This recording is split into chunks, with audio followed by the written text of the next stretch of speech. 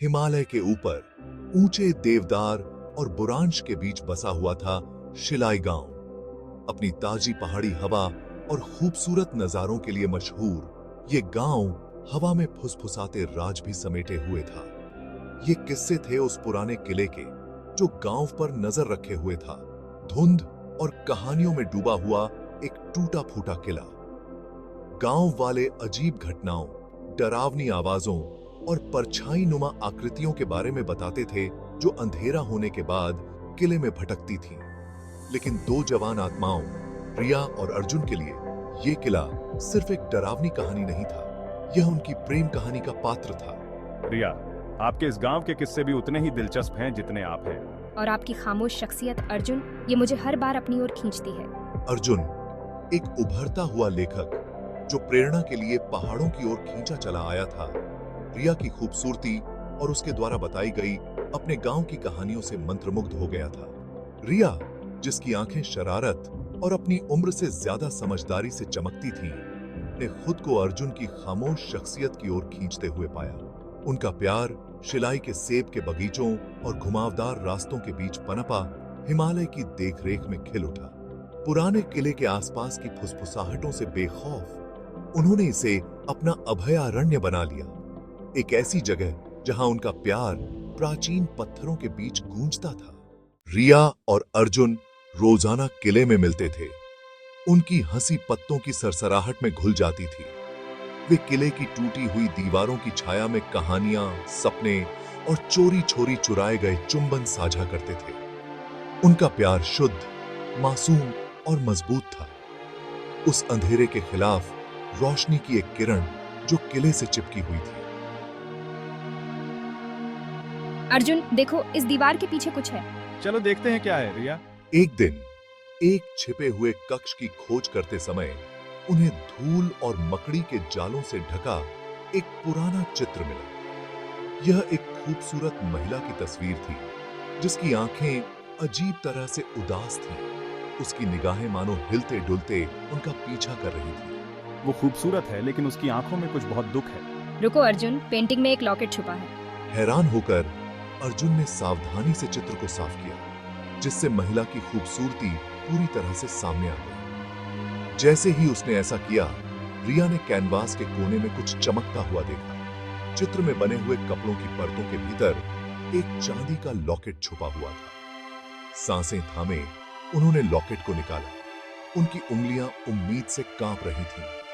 अंदर उन्हें एक जवान आदमी का छोटा सा चित्र मिला। उसकी आंखें महिला के चित्र के दुख को दर्शा रही थी। लॉकेट छूने में अजीब तरह से ठंडा लग रहा था, जिससे उनकी रीढ़ की हड्डी में सिहरन दौड़ गई। उस रात चांद की चांदी जैसी रोशनी में रिया और अर्जुन किले में वापस लौटे, चित्र और लॉकेट के रहस्य को उजागर करने की उम्मीद में। उन्होंने गांव के बुजुर्गों से सुना था कि यह किला कभी एक राजा और उसकी प्यारी रानी का घर हुआ करता था।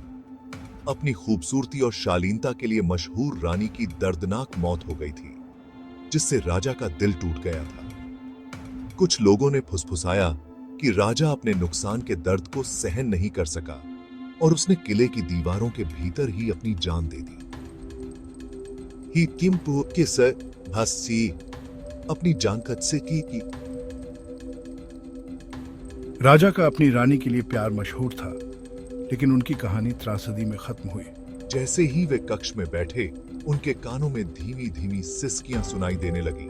हवा भारी हो गई और एक ठंडी हवा कमरे में घुसी, उनके लालटेन को बुझा दिया और उन्हें अंधेरे में डुबो दिया। फिर चित्र से एक धुंधली अलौकिक चमक निकली, जिससे महिला का चेहरा जगमगा उठा।